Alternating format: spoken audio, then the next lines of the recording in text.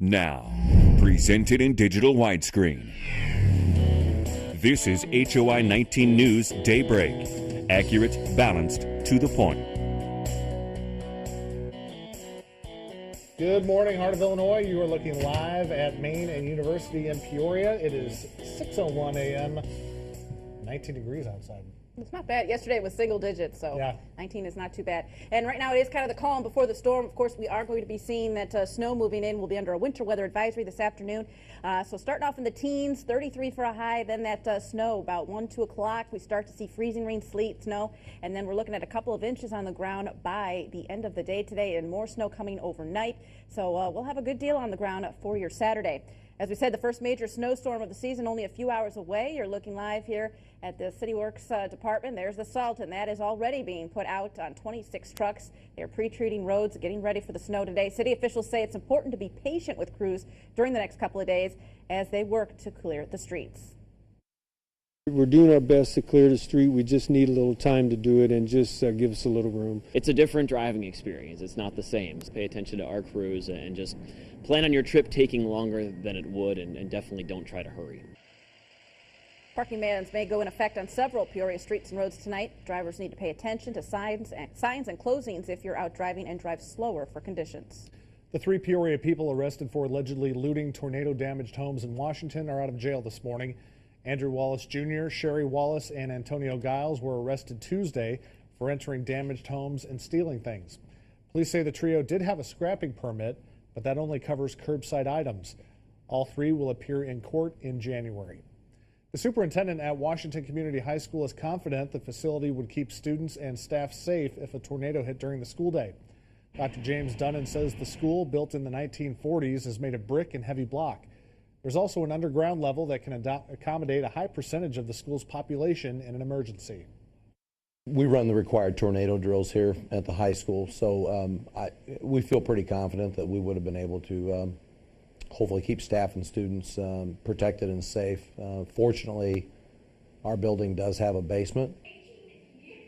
Dunnan adds administrators are satisfied with the current preparedness plans for emergencies and haven't discussed changing them. Tazewell County Animal Control is working to reunite pets with their owners after they were separated by the tornadoes. Director Bob Marshall says they have 18 cats, 6 dogs, and a turtle that have yet to be claimed. Legally, they have to keep the animals for 7 days. But given the circumstances, they say they're doing their best to get them back with their owners. Marshall says they can only do so much before it becomes a health concern. It's just a little ticking time bomb that somebody's going to start sneezing and everybody's going to start sneezing and everybody's going to be coming down with respiratory problems. And the only way to get rid of those once they start, and that's to euthanize. We don't want to do that. Many of the dogs were transferred to Joliet yesterday.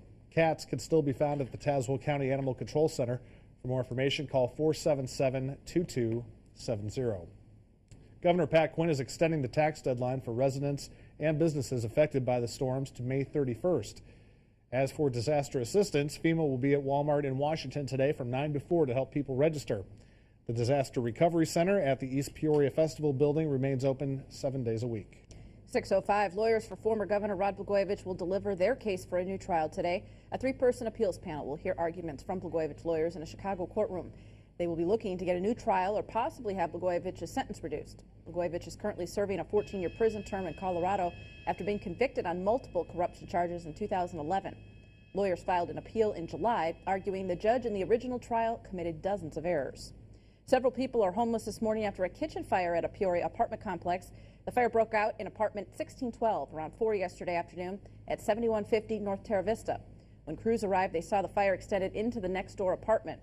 Fire damage was limited to those 2 apartments, but water damage extended to 4 other apartments. A dozen apartments had to be cleared due to the damage of the building's electrical system. No injuries were reported. No one is hurt after smoke fills a Danvers Elementary School. According to the Panagraph, 250 students were evacuated from Olympia North Elementary School shortly before 1 yesterday after smoke was seen coming from an overheated motor on a basketball standard.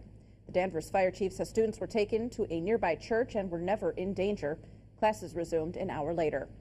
A suburban Chicago man faces a weapons violation charge after a 7-year-old brought a loaded gun to school. Elgin police were called to Gifford Elementary School shortly after 10 yesterday when a staff member reported the gun in the building. A search of the school found a 9mm pistol inside a book bag. School security officials are still trying to determine why the boy brought the gun to school and if he knew it was real. Police say 27-year-old Rashad Bird brought the gun to the apartment he was staying at with the boy and his relatives. He is due in court this morning. The boy will not face charges due to his age. The numbers are in, and last week's Rock to the Rescue concert did better than expected. The All-Star Benefit Concert brought in nearly $401,000. Proceeds will benefit organizations like the Midwest Food Bank, Tazwood Community Services, Toys for Tots, and the Washington Rotary Club. And bands like POD and Asking Alexandria will be jamming for 12 hours straight during Radio for Relief at the Peoria Civic Center tomorrow. Tickets can be bought at the Civic Center box office. And you have a chance to be a multi-millionaire tonight in the Mega Millions jackpot. Right now the prize is about $400 million, the second highest in the game's history and the fifth highest in U.S. history. Your odds of winning tonight's drawing is 1 in over 250 million. The drawing is tonight at 10 p.m. Yeah, I'd get those tickets early because you won't be able to go back out later on tonight. Yeah, maybe not. It is going to be a rough one here later in the afternoon. We start off okay, but around 3 o'clock we start that winter weather advisory, and that's when we start to get some of that mixed precipitation, a little freezing rain, sleet. That'll freeze over, be icy, and then some snow coming on top of that is going to make for a very rough evening commute. So we'll be looking at this winter weather advisory all the way till about 6 tomorrow morning. That's when we'll be waking up probably with about 7 inches of snow on the ground. Temps today get up to 33 around the noon hour, then they start dropping. We start off this morning in the mid and upper teens, which is a little better than yesterday's single digits. The winds aren't too bad at this time. A little bit of a wind chill. The Twin Cities feels like 5. We've got 19 in Galesburg. Washington coming in with 15 right now. Beardstown at 20. Kewanee at 16. LaSalle at 15. Widening out the picture a bit, kind of more of the same. Low 20s, upper teens. 21 in St. Louis. Memphis has dropped a little bit now. They're sitting at 31 degrees. 16 over in Indianapolis. Pretty clear skies, so you'll start off with some sunshine. It'll look like it's going to be a nice day, and it starts off that way, but it doesn't stay that way. Around 2, 3 o'clock, we start to see some of that freezing rain, sleet moving in, and gradually as it moves farther north, turning into some snow, and that's going to make for a very rough evening commute here. We're going to be seeing quite a bit of snow coming down here around 4, 5, 6 o'clock. I mean, a couple of inches by then. By midnight, we could have up to 5 inches on the ground with another 1 to 2 coming overnight. So we'll still be looking at more snow in the overnight hours and waking up tomorrow with anywhere from 3 to 7 inches of snow across the area. So all of us going to be affected by this here in Illinois today, and yeah, our first kind of big snowstorm for fall, at least. We've got 19 degrees this morning. Temps will hit 33 around the lunch hour, then start dropping, and it's right around that 33, 32. We get that freezing rain and sleet. Turns to snow, then 26 tonight. Some little ice even out there. 3 to 5 inches expected tonight. Another 1 to 2 overnight. 30 degrees tomorrow. After about 10 in the morning, we'll start to see a little bit of sunshine out there, but definitely colder air. Look at that, 17 for a high on Sunday. That's it. Down to 10 degrees there Saturday night, and 17 for a high Sunday. Monday, 30 degrees. Tuesday, we'll see some sunshine and 34. Wednesday and Thursday, look for a little bit of cloud cover, but temps try to get back to normal there, mid-30s there in the middle of the week.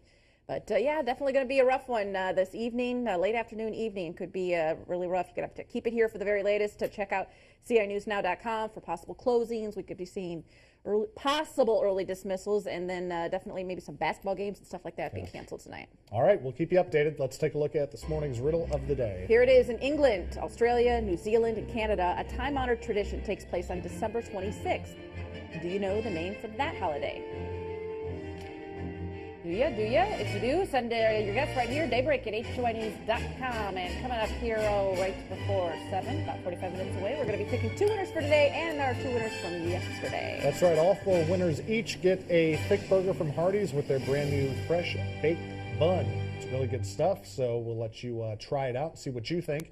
Just get your guesses in with your full name and full address. All right, easy enough. Still ahead, going grocery shopping without ever leaving your house. But first, it's time to seize the deal. Go to CINewsNow.com, get a $10 voucher for food and drinks from Windy City Wieners and Normal for only $5.